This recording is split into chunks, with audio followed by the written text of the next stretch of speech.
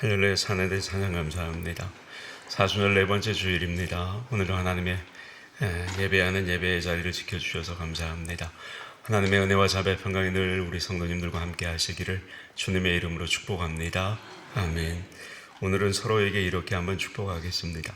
주님의 은혜를 더 깊이 체험하십시오. 시작. 주님의 은혜를 더 깊이 체험하십시오.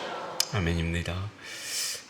오늘 본문을 조금 전에 함께 받았습니다만 본문이 이해가 되세요?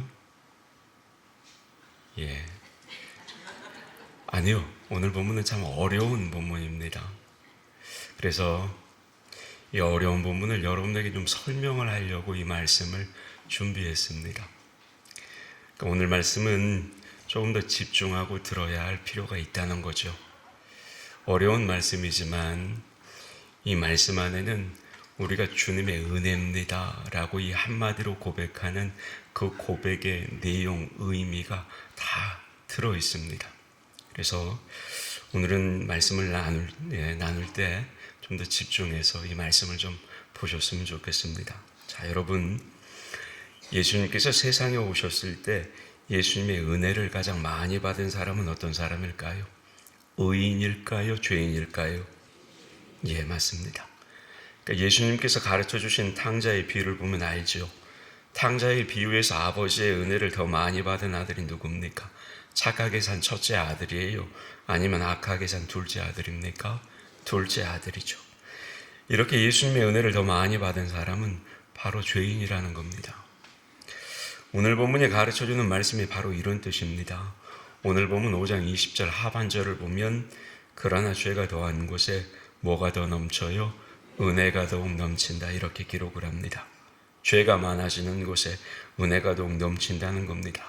따라서 죄인이 은혜를 더 많이 받는 겁니다. 그러면 여러분 어떻게 해야 할까요? 은혜를 더 많이 받기 위해 더 많이 죄를 지어야 하는 걸까요? 예, 아닙니다. 여러분은 이 말씀을 오해하시면 안 됩니다. 죄가 많아지는 곳에 은혜가 더욱 넘친다는 이 말씀은 은혜를 많이 받기 위해 죄를 더 많이 지어야 한다, 그런 뜻이 절대 아닙니다. 죄가 많은 곳에 은혜가 넘치는 것은 맞지만 그렇다고 은혜를 받기 위해 죄를 지어야 하는 것은 절대 아닙니다. 그런데도 이 로마서가 쓰여질 당시에 거짓 교사들은 바울을 이런 내용으로 공격하기 시작했습니다. 바울이 그런 말을 한다고 참소했던 겁니다. 그리고 이제 그 내용이 로마서 3장 8절에가 나옵니다. 이렇게 기록을 합니다. 또는 그러면 선을 이루기 위하여 악을 행하자 하지 않겠느냐? 어떤 이들이 이렇게 비방하여 우리가 이런 말을 한다고 하니 그들은 정죄받는 것이 마땅하니라. 그러니까 이런 가르침들은 거짓 교사들이 바울을 참소하려고 했던 말이지 바울은 절대로 그렇게 가르치지를 않았습니다. 은혜를 받기 위해 죄를 지어야 한다는 말은 이단이나 사이비들이 하는 말입니다. 참 성도는 최선을 다해서 죄를 짓지 말아야 하는 거죠. 왜냐하면 그것이 하나님을 기쁘시게 하는 올바른 신앙생활의 모습이기 때문입니다. 그리고 그런 사람에게 하나님의 은혜와 복이 임하는 겁니다. 그렇다면 여러분, 죄가 더한 곳에 은혜가 더욱 넘쳤다. 이 말씀이 도대체 무슨 뜻일까요? 이 말씀에는 몇 가지 뜻이 있습니다. 먼저 이 말씀은 사람이 아무리 많은 죄를 지어도 하나님의 은혜가 항상 더 크다, 이 뜻입니다. 여러분 생각해 보세요. 우리가 어떤 죄를 짓든지 예수님의 십자가의 은혜로 다 용서를 받잖아요. 따라서 내가 작은 죄를 지었을 때는 그 죄를 용서받기 위해 작은 은혜만 있으면 되는 것이고, 반대로 큰 죄를 지었을 때는 큰 은혜가 필요한 겁니다. 누가복음 7장을 보면 예수님께서 말씀하신 두 빚진 사람의 비유가 나옵니다. 이 비유를 보면 주인에게 50데나리온 빚진 사람과 500데나리온 빚진 사람 두 사람이 나옵니다. 그런데 이 두 사람이 빚을 갚을 수 없다는 것을 알고 주인이 두 사람 모두 다 탕감을 해줍니다. 자, 그러면 여러분, 이 두 사람 중에 누가 더 큰 은혜를 받은 겁니까? 당연히 500데나리온 빚진 사람이죠. 그러니까 우리 모두가 주님의 은혜로 죄를 용서받는다면 큰 죄를 지은 사람이 더 큰 은혜를 받는 셈이 되는 겁니다. 본문의 말씀은 이런 뜻입니다. 아무리 인간의 죄가 크더라도 주님의 은혜는 그 죄보다 더 크게 임해서 모든 죄를 다 용서한다는 겁니다. 다음으로 이 말씀은 사람이 자기 죄를 많이 깨달을수록 하나님의 은혜를 더 많이 깨닫게 된다, 이 뜻입니다. 그럴 수밖에 없겠죠. 내 죄가 작다고 생각할 때는 그 죄를 용서해 주시는 주님의 은혜가 그렇게 크게 느껴지지 않겠죠. 그러나 내 죄가 정말로 크다는 것을 알게 되면 어때요? 그 죄를 용서해 주시는 주님의 은혜가 정말로 크게 느껴지는 겁니다. 우리가 이제 사순절을 보내면서 이 사순절 기간만이라도 주님의 은혜를 더 깊이 체험하고 싶어 하죠. 그런데 여러분, 우리가 주님의 은혜를 더 많이 받아야 주님의 은혜를 더 깊이 체험하게 되는 건 아닙니다. 왜냐하면 우리는 이미 더 이상은 받을 수 없을 만큼의 주님의 은혜를 많이 받았기 때문입니다. 자, 보세요. 우리가 그동안 어떤 죄를 지었든지 간에 그 모든 죄를 다 용서받고 하나님의 자녀가 되었지 않습니까? 그리고 그 하나님의 자녀로 세상을 살면서 하나님의 축복을 누리며 살고, 아울러 내세에서는 어때요? 천국에서 영생을 누리게 되잖아요. 그런데 어떻게 이보다 더 큰 은혜를 받겠습니까? 그러니까 우리는 이미 엄청난 은혜를 받은 겁니다. 따라서 우리는 이미 가장 큰 은혜를 받은 것이에요. 그래서 우리가 사순절에 주님의 은혜를 깊이 체험하기를 바라는 것은 뭐냐? 더 큰 은혜를 받고자 하는 게 아니에요. 그럼 뭐냐? 이미 받은 은혜가 얼마나 큰지를 깨닫게 되는 겁니다. 그걸 깨닫는 거예요. 사실 우리는 내가 받은 은혜가 얼마나 큰지 절대 알 수 없습니다. 다만 조금이라도 더 많이 깨닫게 되기를 바라는 겁니다. 왜 그럴까요? 우리가 주님의 그 은혜를 깨닫는 만큼 주님을 더 많이 사랑하는 더 좋은 성도가 되기 때문입니다. 그러면 여러분, 우리가 주님의 은혜를 더 많이 깨달으려면 어떻게 해야 될까요? 답은 한 가지밖에 없어요. 내 자신이 얼마나 악한 죄인인지를 더 많이 깨달으면 되는 겁니다. 자, 여러분, 우리는 예수님께서 나를 위해서 채찍에 맞으시며 가시면류관을 쓰시고 십자가에서 죽으신 모습을 생각하며 조금 전 같은 그런 찬양을 들으면 어때요? 아, 주님께서 이렇게까지 나를 사랑하셨구나 라고 생각하며 감사의 눈물을 흘립니다. 좋은 신앙의 모습입니다. 그러나 여러분, 이렇게 예수님의 십자가를 보며 눈물을 흘려도 내가 지은 죄가 얼마나 큰 죄인지를 모르면 그 눈물은 예수님의 은혜를 알고 흘리는 그런 눈물이 아닙니다.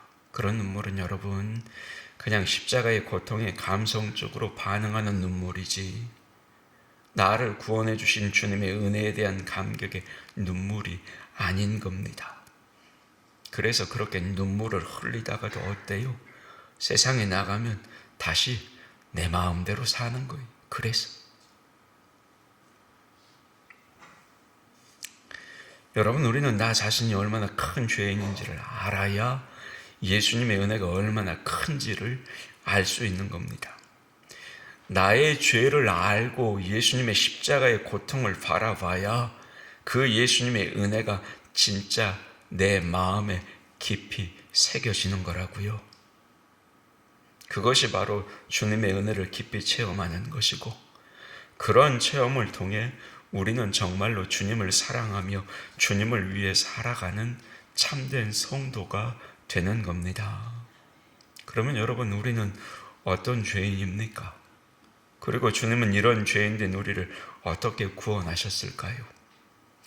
여러분, 우리는 두 가지 모습에서, 오늘 말씀을 보면 두 가지 모습에서 죄인입니다. 바로 원죄와 우리가 직접 지은 죄입니다.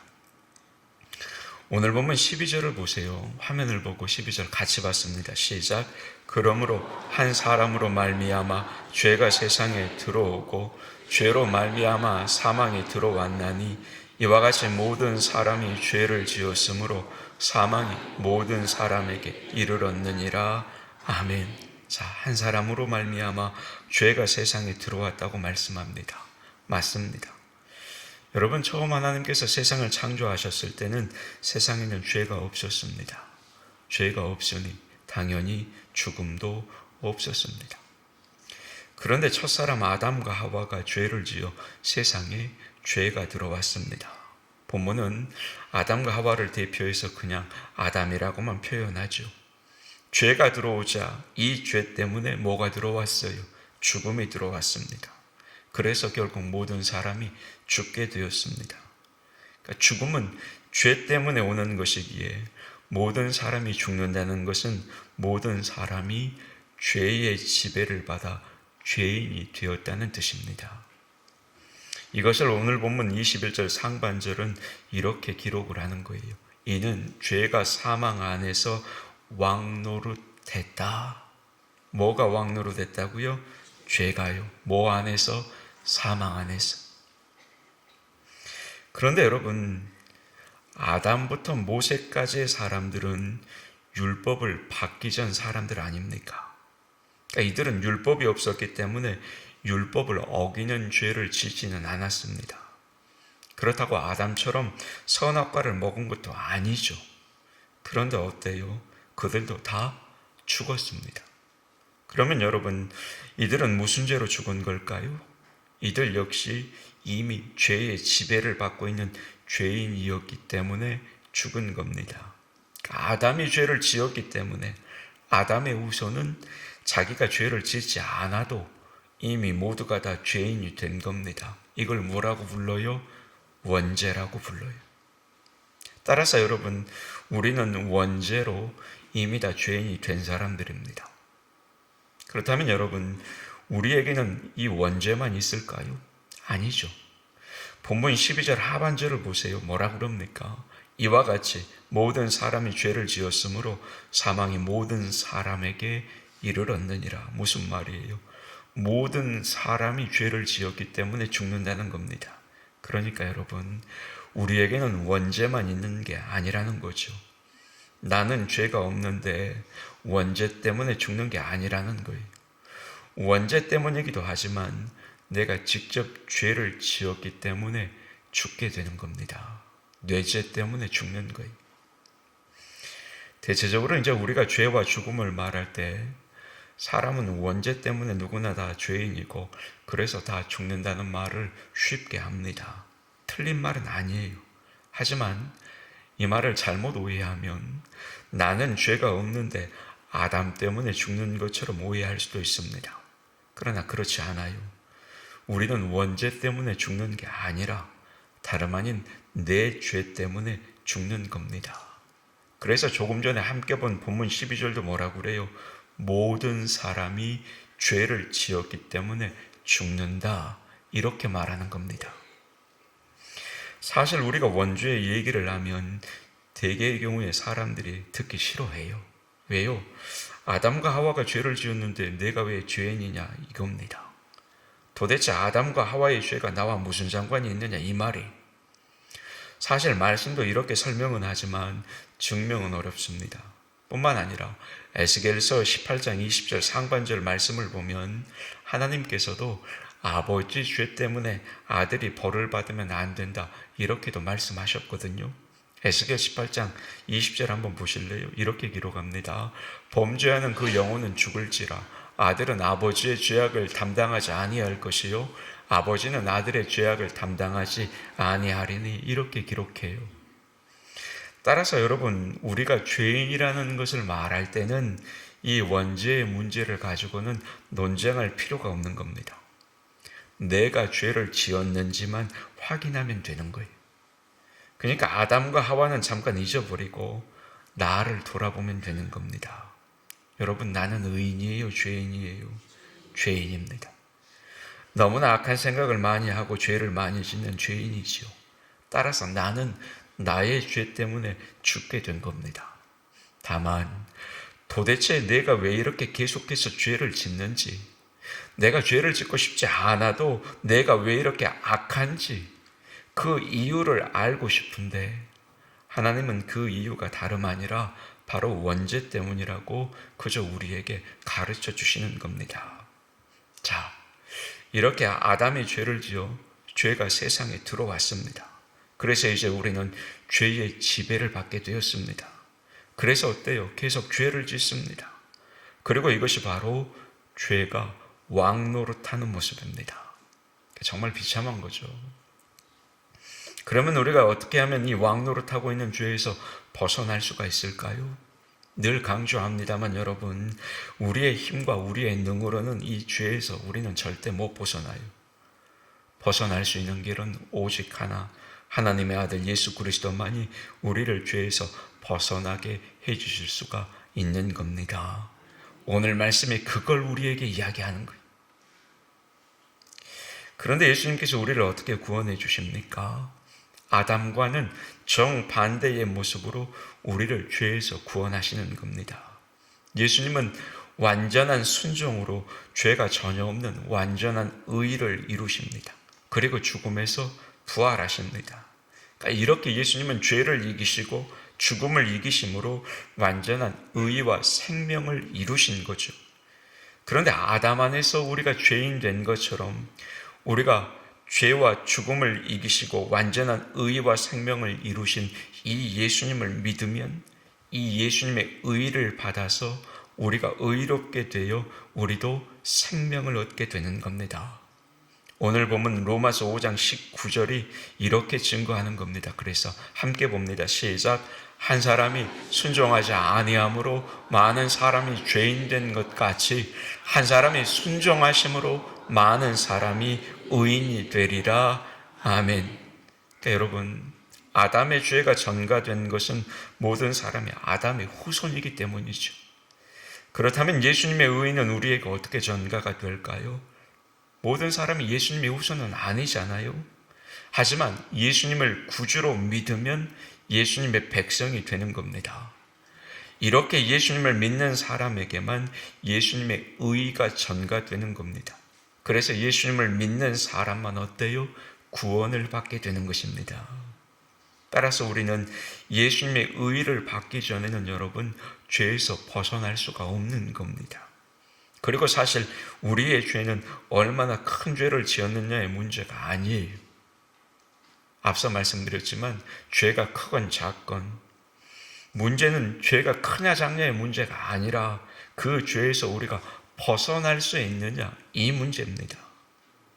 그러니까 물론 우리는 큰 죄를 지었지만 진짜 심각한 것은 큰 죄건 작은 죄건 그 죄를 벗어날 수 없다는 게 문제 아닙니까? 그러니까 이렇게 우리는 죄의 지배를 받고 있다는 거죠. 우리 안에서 죄가 왕노릇하고 있는 겁니다. 그런데 이렇게 완전히 죄에 억눌려 항상 죄를 지으며 살아가는 우리를 예수님께서 어떻게 구원해 주셨느냐? 예수님은 우리가 예수님의 의를 힘입어 왕노릇하게 해주시는 겁니다. 그리고 여러분, 죄가 아니라 우리가 왕노릇한다면 우리는 이제 그 죄를 이기며 살 수가 있는 거죠. 그런데 우리는 예수님의 은혜로 의인이 되기 때문에 우리가 왕노릇하기 위해서는 먼저 예수님의 은혜가 우리 안에서 왕노릇해야 되는 겁니다. 그래서 오늘 보면 21절이 이렇게 말씀하고 있는 거예요. 같이 볼까요? 시작. 이는 죄가 사망 안에서 왕노릇한 것 같이 은혜도 또한 의로 말미암아 왕노릇하여 우리 주 예수 그리스도로 말미암아 영생에 이르게 하려 함이라. 아멘. 은혜도 또한 의로 말미암아 왕노릇한다. 여러분 말씀드렸듯이 죄는 죽음 안에서 왕노릇을 합니다. 그런데 주님의 은혜로 말미암아 우리는 예수님의 의를 힘입게 됩니다. 그리고 영생을 얻게 되죠. 그리고 이제 영생을 얻었으니 죽음이 무너지는 겁니다. 따라서 죽음이 무너졌으니 어때요? 죄가 더 이상은 우리 안에서 왕노릇하지 못하는 겁니다. 그러므로 이제는 죄가 아니라 주님의 은혜가 우리 안에서 뭔 노릇해요? 왕 노릇하는 겁니다. 주님의 은혜가. 자, 여러분, 이 모습을 잘 보세요. 원래 죄의 반대는 뭐예요? 의입니다. 따라서 죄가 우리를 지배하다가 쫓겨났다면 이제 의가 우리를 지배해야 하는 겁니다. 그런데 우리는 내 힘으로는 의를 행하지를 못해요. 여러분, 여기서 착각하시면 안 돼요. 우리가 의로워지는 것은 내가 의를 행해서 의로워지는 게 아니에요. 내가 의로워지는 것은 예수님의 은혜로 예수님의 그 의를 힘입어서 나도 의로워지는 겁니다. 내가 의로워서 의로워지는 게 아니라고요. 그래서 우리가 죄에서 벗어날 때 우리를 지배하는 것은 의가 아니라 주님의 은혜라고 말하는 겁니다. 이렇게 해서 이제는 우리 안에 은혜가 왕노릇하게 되는 겁니다. 그리고 이렇게 주님의 은혜가 왕노릇을 하면 주님의 은혜를 받은 우리도 왕노릇하는 겁니다. 그리고 이것이 바로 예수님의 은혜입니다. 여러분이 맨날 달고 사는 이야기, 주님의 은혜입니다. 주님의 은혜입니다. 그 주님의 은혜라는 여러분의 고백의 의미가 바로 이런 뜻이에요. 따라서 여러분, 예수님의 은혜는 우리가 죄를 용서받고 의인으로 인정되는 그런 정도의 수준이 아니에요. 아예 그 은혜로 우리가 왕노릇 하도록 만들어 주신 겁니다. 우리가 왕이 되게 해주셨다고요. 아무도 아멘을 안 하시네. 여러분, 우리가 왕이 되었다고요. 여러분, 기억하셔야 돼. 우리는 주님의 은혜로 겨우 구원이나 받는 게 아니에요. 우리가 구원을 받았다는 것은 무슨 뜻이냐? 주님의 은혜로 우리가 죄를 이기고 왕노릇하게 되었다는 뜻입니다. 그러면 여러분, 우리가 왕처럼 살아야죠. 그런데 왜 자꾸 죄인처럼 사냐고요? 이미 우리를 왕처럼 살게 하셨는데 왜 세상 가운데 구원받은 자들로 죄인처럼 살아가냐고요? 이걸 모르니까 그런 거예요. 구원만 받았다고 생각하니까 그런 거예요. 그러나 여러분, 우리가 구원받았다는 건 이미 죄를 이기고 세상을 이기고 왕처럼 살게 해주셨다는 그 의미가 담겨져 있는 거예요. 여러분, 구원받은 자라면 죄인처럼 살지 마세요. 뭐처럼 살아요? 예, 왕처럼 사시기를 축복합니다. 여러분, 오늘 보면 17절 보세요. 17절 함께 봤습니다. 시작. 한 사람의 범죄로 말미암아 사망이 그 한 사람을 통하여 왕노릇하였은즉 더욱 은혜와 의의 선물을 넘치게 받는 자들은 한 분 예수 그리스도를 통하여 생명 안에서 왕노릇하리로다. 아멘. 자, 여러분, 이 말씀을 보세요. 아담이 죄를 지었을 때는 어때요? 누가 왕노릇해요? 사망이 왕노릇해요. 그래서 모든 사람이 죽는 것이고 모든 사람의 죄를 벗어나지 못하고 늘 죄를 지으며 사는 겁니다. 그러니까 이렇게 죄가 사람을 지배하면 사람은 다 죽는 거죠. 그러나 예수님께서 세상을 구원하시면 어때요? 우리가 생명을 얻게 되는 겁니다. 그렇다면 전에는 사망이 왕노릇한다고 했으니까 이제는 생명을 받았으니까 생명이 왕노릇한다고 해야 맞겠죠. 그런데 여러분, 17절 본문을 잘 보세요. 본문은 뭐라고 합니까?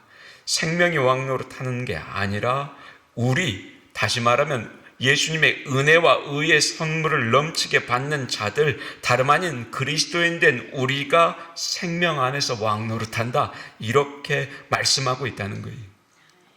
이 말씀이 무슨 뜻일까요? 우리는 예수님께서 주시는 생명을 받기만 하는 존재가 아니라는 그 뜻이에요. 만일 우리가 생명을 받기만 한다면 생명이 왕노릇하게 되는 겁니다. 우리가 죽는다면 사망이 왕노릇하는 것이고 우리가 다 산다면 생명이 왕노릇하는 것이죠. 그런데 여러분, 성경은 생명이 왕노릇하지 않고 우리가 예수님을 통해 생명 안에서 왕노릇한다, 이렇게 가르칩니다. 다시 17절 하반절 보세요. 더욱 은혜와 의의 선물을 넘치게 받는 자들이 누구예요? 우리예요. 주님의 은혜와 주님의 의를 선물로 받은 자들, 우리들 그리스도인들은 한 분 예수 그리스도를 통하여 생명 안에서 왕노릇하리로다. 예전에는 죄가 왕노릇했어요. 이제는 우리가 왕노릇한다면 어떻게 되는 거예요? 우리가 죄를 이기는 거죠.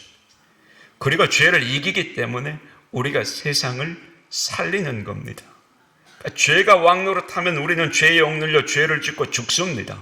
그러나 은혜가 왕노릇하면 우리는 주님의 은혜를 힘입어 죄를 용서받고 영생을 누리는 겁니다. 그러나 여러분, 우리가 왕노릇하면 우리가 세상을 다스리는 것이 되어버리잖아요. 그런데 우리가 세상을 다스리는 게 아니지 않습니까? 그래서 우리가 누구를 통해 왕노릇한다고 말씀하시는 거예요? 예수님을 통해서 왕노릇한다 이렇게 말씀하는 겁니다. 우리가 왕노릇하는 게 아니라 예수님을 통해서 우리가 왕노릇하는 거예요. 그리고 이렇게 예수님 안에서 왕노릇하는 우리는 무엇 안에서 왕노릇하느냐? 바로 생명 안에서 왕노릇하는 겁니다. 그리고 우리가 이렇게 생명 안에서 왕노릇한다면 뭘 하겠습니까? 예수님을 통해 세상 가운데 내가 생명 안에서 왕노릇하니까 내가 받은 그 생명을 전하게 되는 겁니다. 이걸 우리가 신앙적인 용어로 자꾸 뭐라고 표현해요? 세상을 구원하자고 표현하는 거죠. 그래서 그리스도인 된 우리에게는 세상을 구원하는 사명이 주어진 겁니다. 그냥 구원하자고 말하는 게 아니에요. 여러분, 우리가 구원받고 왕노릇하는 것은 우리만 구원받는 게 아니에요. 우리가 세상의 죄를 물리치고 세상을 예수님의 은혜로 의롭게 만들고 세상을 구원하는 겁니다.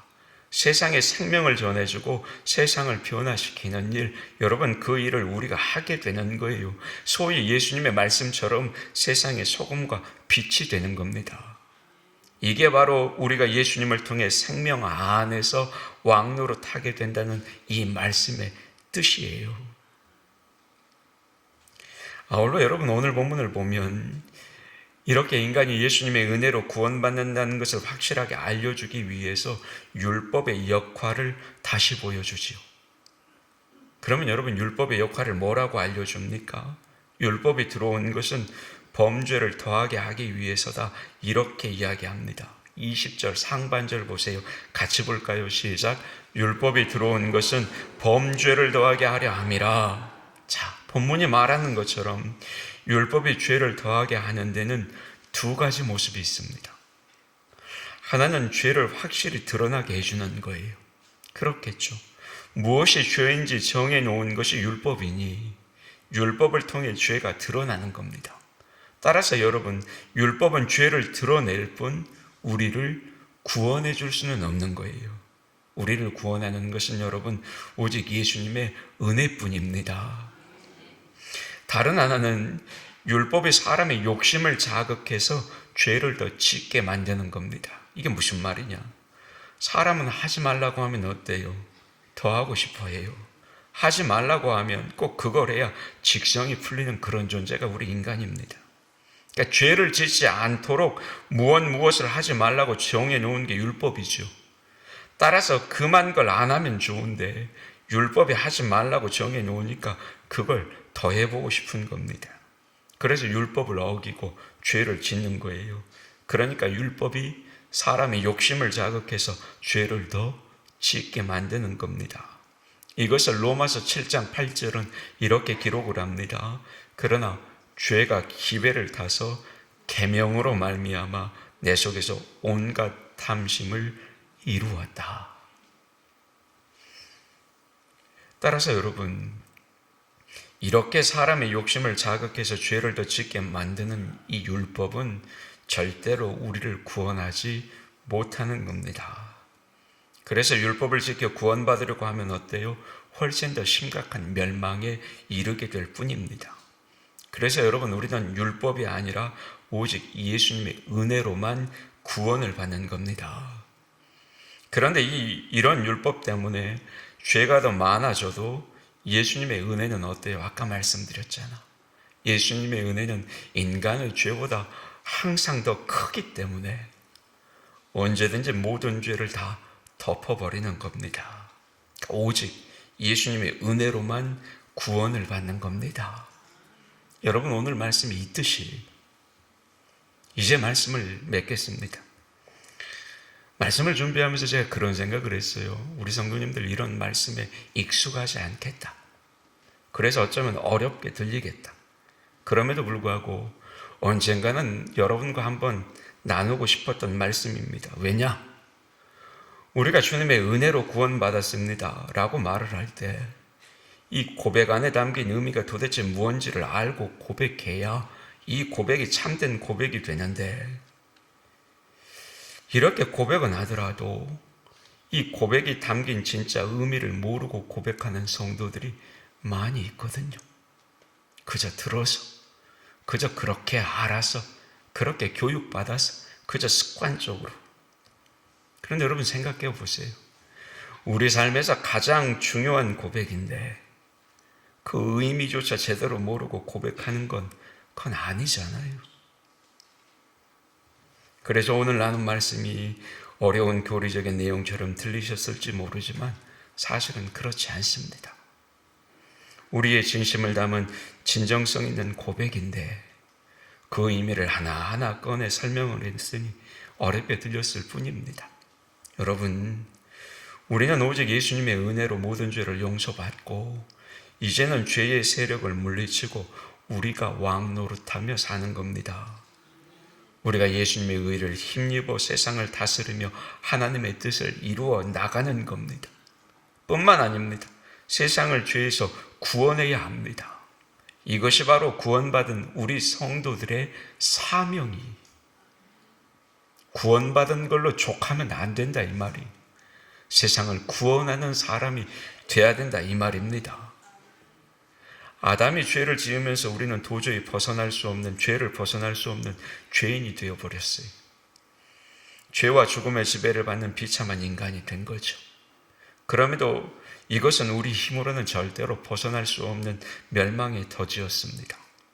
그런데 하나님의 아들 예수께서 인간이 되어 오셔서 우리의 모든 죄를 대신 지시고 죽으심으로 우리를 죄에서 구원하셨습니다. 그런데 우리는 여러분, 그 예수님의 은혜로 구원만 받은 사람이 아니라고요. 예수님을 통해 세상을 다스리며 세상을 구원하는 사람이 되었습니다. 그리고 이것이 바로 우리가 늘 고백하는 것처럼 주님의 은혜로 된 겁니다. 우리가 이것을 알아야 진정한 주님의 은혜를 깨닫는 겁니다. 우리가 얼마나 비참한 죄인이었는지, 그래서 주님이 우리를 구원해 주신 그 은혜가 얼마나 큰 것인지를 알아야 하는 거예요. 오직 주님의 은혜만 우리를 구원할 수 있다는 것, 그리고 주님의 은혜는 너무나 커서 우리의 모든 죄를 용서할 뿐 아니라 우리를 왕노릇하게 하셔서 세상을 구원하게 하신다는 것, 여러분, 우리가 이것을 알아야 하는 겁니다. 우리의 신앙에는 이런 진리가 담겨져 있어요. 그러니까 여러분, 구원받은 것에 감사만 하지 마시고 이제는 구원받은 자, 예수님을 통해서 세상 가운데 왕노릇하는 자, 왕처럼 사시기를 주님의 이름으로 축복합니다. 기도하겠습니다. 하나님, 그리스도인 된 우리는 늘 주님의 은혜입니다 라고 고백하며 삽니다. 그러나 때로는 도대체 주님의 은혜가 무엇인지도 모르고 고백할 때가 많습니다. 주신 말씀을 통해 왜 우리가 주님의 은혜입니다 고백하며 사는지 그 깊은 속뜻을 알게 해주시니 감사합니다. 무엇보다 나 자신이 얼마나 큰 죄인인지, 아울러 주님의 구원받은 우리에게 어떤 사명을 주셨는지도 알게 해주시니 감사합니다. 늘 나 자신이 얼마나 연약한 죄인임을 깨달아 오직 날 구원하신 주님의 그 은혜에 깊고 큰 사랑을 찬양하며 살아가게 하시고, 아울러 그저 구원만 받은 존재가 아니라 세상을 구원해야 할 사명자로 우리를 부르시고 세우셨음을 깨달아 주님의 구원의 은혜를 나누고 전하고 흘려보내는 참 그리스도인들, 우리 나주교회 성도들이 되게 하여 주시옵소서. 우리를 구원하신 예수님의 이름으로 기도하옵나이다. 아멘.